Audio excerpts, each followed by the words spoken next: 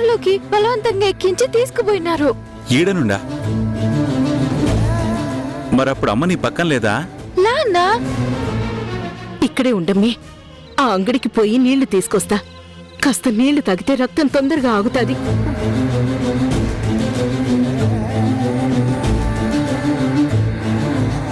అంటే అమ్మ తర్వాత నీకోసం ఎదుగులాడు ఉంటదిగా,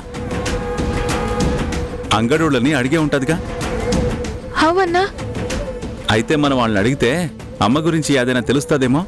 అవునా, అమ్మ ఇడికి ఖచ్చితంగా వచ్చుంటాది. అలాని అడుగుదాం పా అన్నా. పా వెళ్దాం.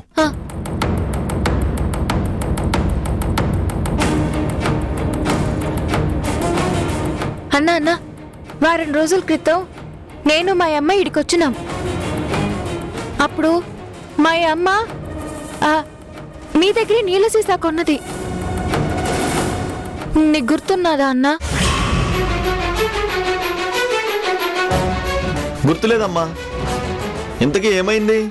ఆ రోజు మా అమ్మ సెల్లి విడిపోయినారు. వీడికి ఎతుకులాడుతా మా అమ్మ వచ్చిందేమో అని. ఆ అమ్మాయి నువ్వేనా? అవునా, నేనే. చెప్పన్నా, మా అమ్మ మళ్ళీ ఇడికొచ్చినదా? వచ్చిందమ్మా. చాలాసేపు ఎతికింది. ఈ చుట్టుపక్కల మొత్తం ఎతికింది. అవునా? ఆ రాత్రి నుండి మళ్ళీ తర్వాత ఏమైనా వచ్చినదా? లేదమ్మా, రాలేదు.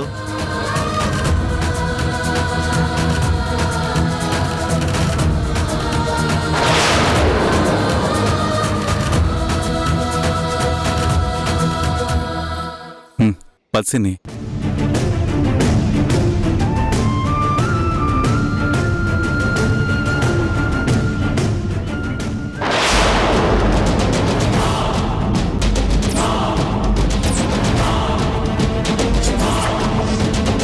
మీ ఈడొక్క చోట ఆగితే లాభంలా. పా ఆ పక్కకెళ్ళి అడిగొద్దాం.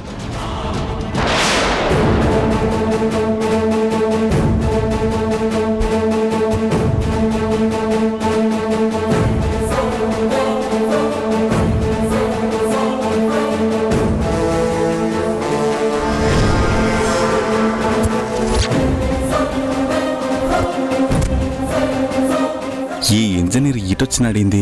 ఇంకా నయం చూడ్లా.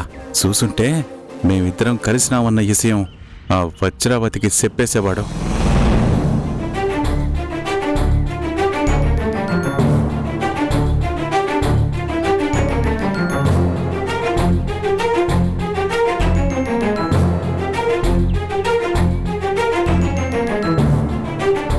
ఏనన్నా, పరిష్కారం దొరికేసిందా?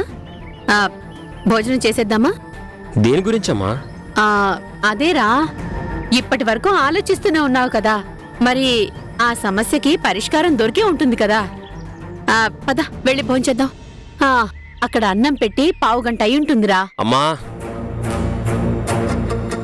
నేనింత సీరియస్గా ఆలోచిస్తుంటే జోక్స్ వేస్తావేంటమ్మా? జోక్ చేయట్లేదురా. సమస్య వచ్చిందని సతమతమవుతూ కూర్చునుంటే సరిపోదు. పరిష్కారం కళ్ళ ముందే ఉందమ్మా. కానీ ఇప్పుడు ఆ పరిష్కారమే ఒక పెద్ద సమస్యగా మారింది. ఆకర్ష ఆలోచన నాకు పెద్ద ప్రాబ్లంని తీసుకొచ్చిందమ్మా. అసలు అలా ఎలా ఆలోచిస్తాడమ్మా? అరే, అంత గాఢంగా ప్రేమించిన వాడు ఇంత క్రూరంగా ఎలా మారిపోయాడు? ఏమ్మా, కేవలం ఒక్క తప్పుకే వదిలేసి వెళ్ళిపోవడమేనా ప్రేమంటే? 100 తప్పులు చేసినా సరిచేస్తూ తోడుగా నిలబడ్డమే కదమ్మా ప్రేమంటే. తనకి కోపం ఉన్నా తిట్టకపోవడమే కదమ్మా ప్రేమ. అనుమానించడానికి అవకాశం ఉన్నా నమ్మడమే కదా ప్రేమ. మరి వాడేంటమ్మా ఇలా? సంతోషంగా ఉన్నప్పుడు కలిసి ఉండి కవిత్వాలు చెప్పి, బాధలో ఉన్నప్పుడు వదిలేసి కఠినంగా మారిపోవడమేనా అమ్మా ప్రేమించిన వాడు చేయాల్సిన పని? ఇంతేనా అమ్మా? వాడు మనసు ఇంత చిన్నదా? వాడు ఆలోచన ఇంత చిన్నదా? ఇలాంటి వాడా అమ్మా చిన్నిని ప్రేమించింది? లేదమ్మా, ఇలా జరగకూడదు. జరిగితే చిన్నికి మంచి జరగాలి, చిన్ని జీవితం బాగుపడాలి. చిన్నికి మంచి జరగాలని కోరుకుంటున్నావు కదూ? చిన్ని గురించి తెలిసిన వాళ్ళెవరైనా అదే కదమ్మా కోరుకునేది. ఆ ఆశ ఉన్నప్పుడు ఆ ఆశ ఉన్న మనిషి దాన్ని తీర్చుకోవాలి గాని వేరే ఎవరో తీర్చాలని కోరుకోవటం కరెక్ట్ కాదు కదా.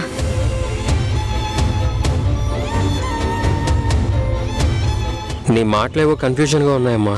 ఇప్పుడు నువ్వు చాలా కష్టపడి వెతికి వెతికి చిన్నిని తీసుకొస్తావు. ఆ తర్వాత ఇంకా ఎక్కువ కష్టపడి ఆకర్షణ కూడా ఒప్పించి వాళ్ళిద్దరినీ కలపాలనుకుంటావు. కానీ ఆకర్ష్ చిన్నిని యాక్సెప్ట్ చెయ్యడ్రా. తనకి చిన్నికి సంబంధం లేదంటాడు. అప్పుడేం చేయాలి? అలా ఎలా అంటాడమ్మా? అంటాడ్రా. ఒక్క మాటని ఒక్క ఇన్సిడెంట్ ని బేస్ చేసుకుని చిన్ని జీవితాన్ని ఇంత ప్రమాదంలోకి నెట్టేసి అన్ని మాటలు అన్నవాడు ఈ ఒక్క మాట అనడా? చెప్పరా. అంటే నేను ఊరుకోనమ్మా. ఊరుకోక ఏం చేస్తావురా? ఇప్పుడేం చేయగలిగావు? కోపం వచ్చి గొడవ పడగలవు, కానీ అతని మనసుని మార్చలేవు కదా. అయితే ఇప్పుడు ఏం చేయాలమ్మా? చిన్ని జీవితాన్ని ఎలా మంచి దారిలో పెట్టాలి? చిన్నికి జరగాలనుకుంటున్న మంచేదో నువ్వే చేసేయాలి. అవునరా, ఇదేదో నా స్వార్థం కోసం అంటున్న మాట కాదురా. నువ్వు తనకి మంచి చేయాలనుకుంటున్నావు కాబట్టి చెప్తున్నాను. అమ్మా, మంచి అయితే చేస్తాను గాని నీ మాటల్లో వేరే అర్థం ఉన్నట్టు అనిపిస్తుంది. ఏ, నీకు చిన్ని అంటే ఇష్టం లేదా? ఇష్టం వేరమ్మా. చందమామంటే చాలా ఇష్టం ఉందని దాన్ని సొంతం చేసుకోగలమా? అందేవి కొన్ని, అందనివి కొన్ని. ఆ దేవుడు ముందే డిసైడ్ చేసేస్తాడు. అలా అని నీడనివ్వాల్సిన చెట్టు నేను నీడనివ్వను పొమ్మంటుందా? ఆ చెట్టు నేను కాదమ్మా, ఎప్పటికైనా ఆకర్షే కావాలి. అది తాడి చెట్టురా. దాన్నించి నీడను కోరుకోవటం పిచ్చితనం. ఎత్తుగా ఎదగకపోయినా మామిడి చెట్టే నీడనిస్తుంది, పళ్ళనిస్తుంది. లేదమ్మా, అలా చేయకూడదమ్మా. అది చాలా తప్పు. తప్పు కాదురా, గొప్పది. ఒకరికి మేలు చేసే పని ఏదైనా గొప్పదే. అలాంటి గొప్ప పనిని నిజాయితీగా చేయాలని చూసే మనిషి ఇంకా గొప్పవాడు. ఈ విషయం గురించి మనిద్దరం చాలాసార్లు మాట్లాడుకున్నాం. అయినా చెప్తున్నాను, చిన్ని గురించి నువ్వింతలా మాట్లాడుతున్నావంటే చిన్ని మీద నీకు చాలా ప్రేముంది. అమ్మా ప్లీజ్, నేను వాళ్ళిద్దరి ప్రేమని ఎలా నిలబెట్టాలా అని ఆలోచిస్తుంటే నువ్వు నా ప్రేమ గురించి మాట్లాడతావేంటి? కారణం ఉందిరా. ఆకర్ష్ పూర్తిగా వదిలేశాడు, నువ్వు పూర్తిగా పట్టుకునే ఉన్నావు. ప్రేమికుడు ఎలా ఉండాలో చెప్తున్నాను, ప్రేమికురాల్ని ఎలా చూసుకోవాలో చెప్తున్నాను. మరి నువ్వే చెప్పరా. రేపు నువ్వు భయపెట్టో బెదిరించో చిన్నిని ఆకర్ష్కి అప్పచెప్పినా వాడు చిన్నిని ప్రశాంతంగా ఉంచుతాడా? నాకెందుకో నువ్వైతేనే చిన్నిని సంతోషంగా ఉంచగలవు అనిపిస్తుంది. ఆలోచించుకోరా. నువ్వు ఆ అమ్మాయి చేయి పట్టుకొని జీవితాంతం నడవగలవు అనే నమ్మకం నాకు కలుగుతోంది. మరి ఆ నమ్మకం నీకుందో లేదో నువ్వే చెక్ చేసుకో. ఆ ధైర్యం చేయగలవో లేదో చూసుకో.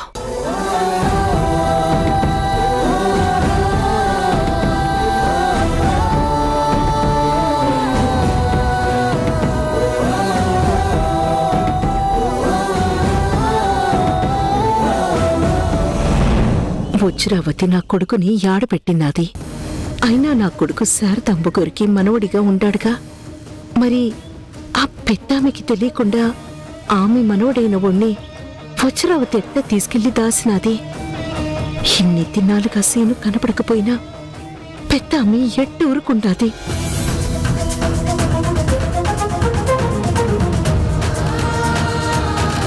సీనుతో ఫోన్లో అయినా మాట్లాడుండాలిగా.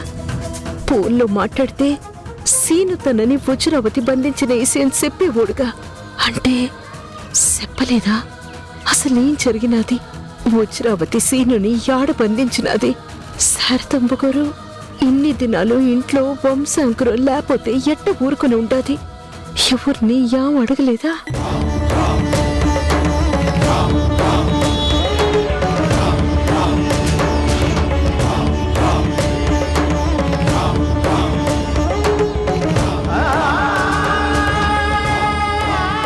ఏనన్నా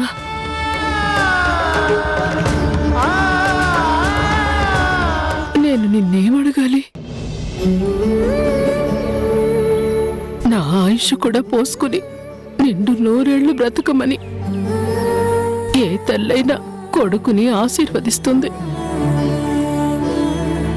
కానీ నా కొడుకే తన ఆయుష్ని నాకు ఇచ్చేసి వెళ్ళిపోయాడు. వెళ్తూ వెళ్తూ వంశాంకురాన్ని కూడా ఇచ్చేసి వెళ్ళాడు.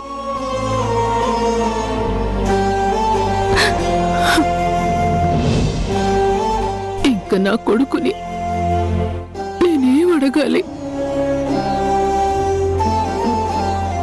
ఇప్పుడు నా కొడుకు గురించి నేనెవరిని అడగాలా? ఇప్పుడు నా కూతురు గురించి నేనెవరికి చెప్పాలి? చెప్పినా నా కష్టం తీర్చగలిగే వాళ్ళు ఎవరున్నారిక్కడ? ఈడ ఉండే వాళ్ళెవరికీ సీను గురించి తెలీదు. మరి ఎవరికి చెప్పాలా? చెప్పినా వినగల శక్తి ఎవరికుంది? ఉందని తెలిసింది, కానీ ఎక్కడుందో నా వారసురాలు ఎవ్వరికీ తెలియదు. వస్తుంది, చిండి ఇక్కడికి వస్తుంది, తప్పకుండా వస్తుంది. వస్తుంది అని ఎలా అనుకోవాలి కన్నా? నా వంశాకురాన్ని నా దగ్గరికి చేర్చే వాళ్ళెవరు? ఆ పరమేశ్వరుడు తప్ప.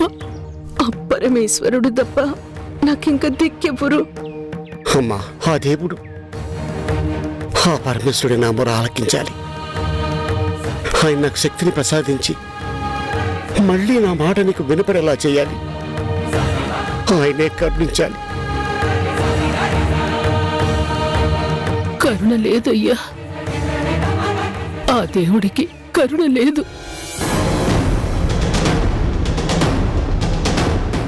యాతీమి ఎంత బాధపడతా ఉండదే? ఉంది అని మనం అనుకుంటే అది మన పిచ్చితనమే అవుతుంది కన్నా. అంత కరుణే ఉంటే మోసగాడైన ఆ సీనుని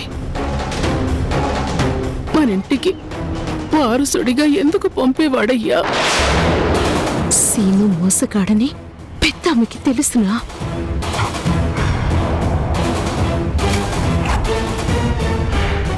అమ్మవారి చీర అతని చేతికెలా దొరకనిచ్చేవాడు?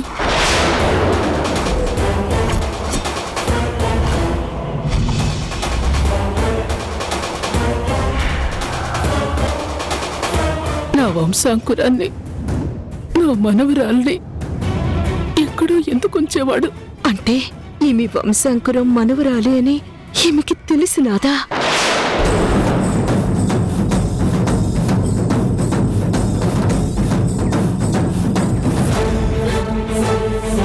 నా మనవరాలు ఎలా ఉంటుందో కూడా నాకు తెలియకుండా ఎందుకు చేసేవాడు? అంటే ఆ మనవరాలు సిన్ని అని ఈమెకి అనుమానం గుడ్కా లేదన్నమాట. అన్ని నిజాలు తెలిసిన రవణమ్మ, అన్ని అనుమానాలు తీర్చగలిగే రవణమ్మ నీ కళ్ళ ముందే ఉందమ్మా.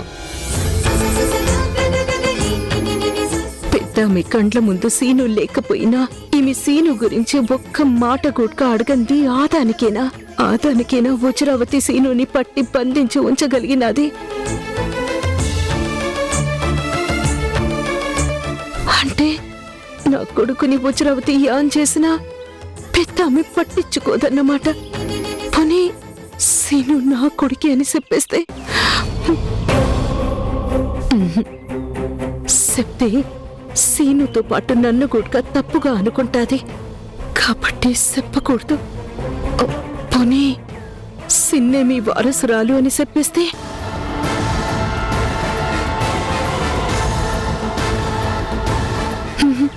చెప్పేస్తే వెంటనే వజ్రావతి సిన్నిని సంపేస్తాది, సీనుని సంపేస్తాది. చెప్పకూడదు, యామి చెప్పకూడదు.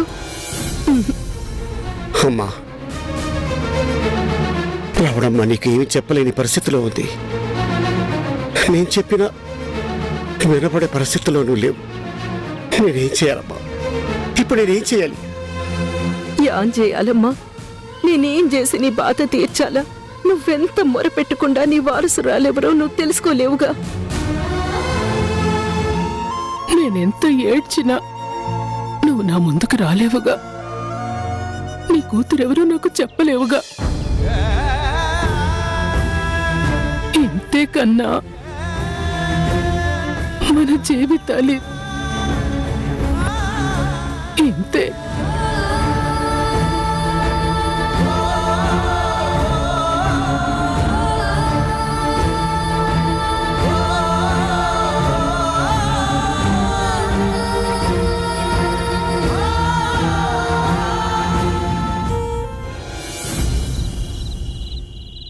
దొరకకపోతే దొరికే వరకు వెతకండి. అది లేకుండా మాత్రం నా ముందుకు రాకండి. వస్తే తెలుసుగా పోతారు.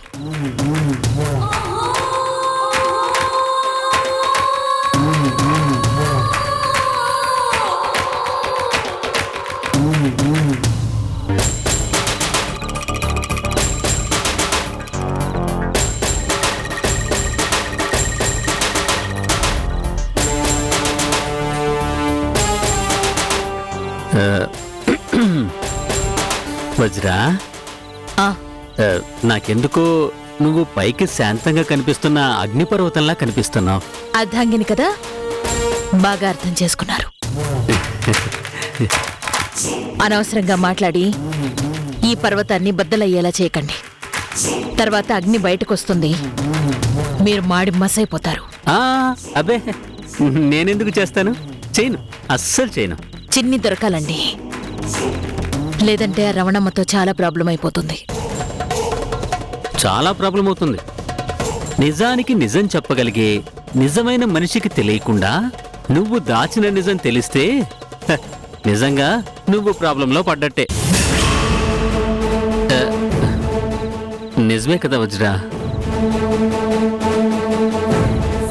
మీరు చెప్పింది కూడా నిజమేనండి. రవణమ్మని ఇంట్లో ఒంటరిగా వదిలి వెళ్ళాలంటే చాలా టెన్షన్గా ఉంటుంది. ఏ క్షణమైనా దానికి తిక్క పుట్టి అది మీ అక్కకి నిజం చెప్పేసిందంటే మనకి ఫుల్ స్టాప్ పడినట్టే. చేతిలో చిన్ని లేదు, హసీన్ గాడు ఎక్కడున్నాడో తెలీదు. ఫైనల్గా మనం మాత్రం లోపలే. అమ్మో,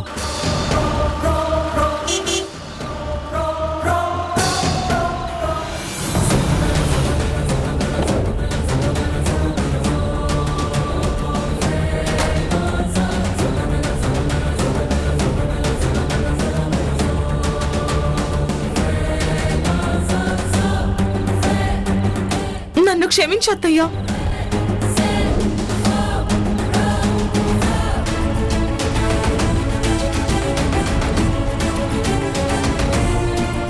ఏంటమ్మా ఇది? పైకి లే. లేదత్తయ్యా, నేను తప్పు చేశాను, చాలా పెద్ద తప్పు చేశాను.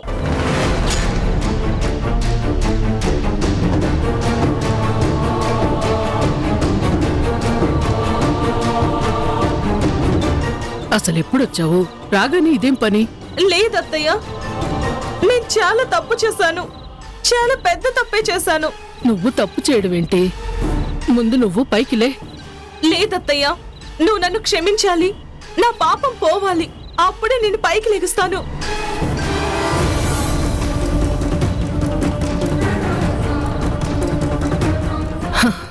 సరేనమ్మా, నువ్వు నిజంగా తప్పు చేస్తుంటే క్షమిస్తానులే. లేగు.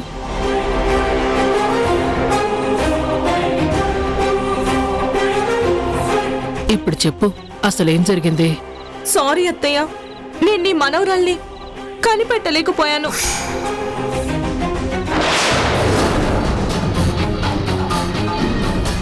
నేను రామపురం వెళ్ళానా, అక్కడ నీ ఇంటి వారసురాలు, అదే నీ మనవరాలి గురించి చాలా ఎంక్వైరీ చేశాను, కానీ తానెవరో తెలుసుకోలేకపోయాను.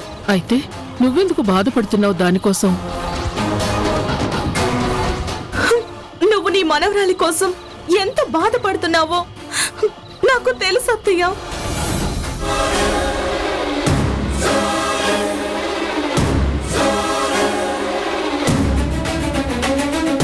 నేను దాని కోసం వెళ్తున్నానని చెప్తే నువ్వు ఎన్ని ఆశలు పెంచుకొనుంటావో నాకు తెలుసు.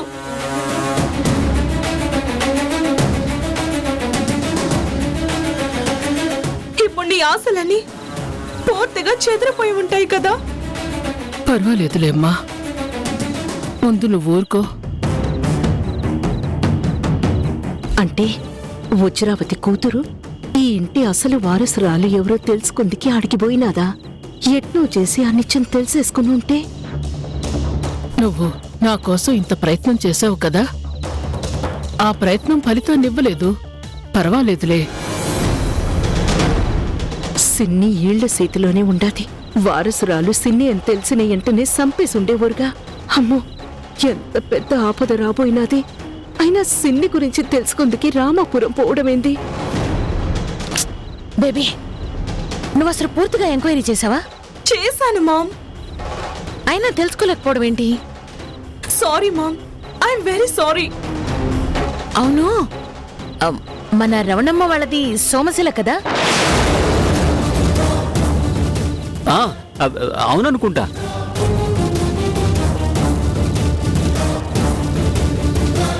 ఏమండి, రామాపురం సోమశిల పక్కనే కదూ?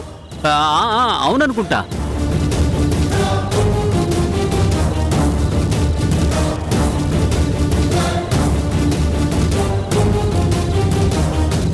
రవణమ్మ, రవణమ్మ, దాని బతుకులో సేతిని తీయలేని దాన్ని ఇంకా దాని నోరెట్ట తీపిసేయగలుగుతా? చిన్ని నోరు తీపి చేయడం కాదు, చిన్ని చేత కేక్ కట్ చేయించి ఆ కేకే నేను తినిపిస్తాను. చిన్ని నీ దగ్గరుందా? నా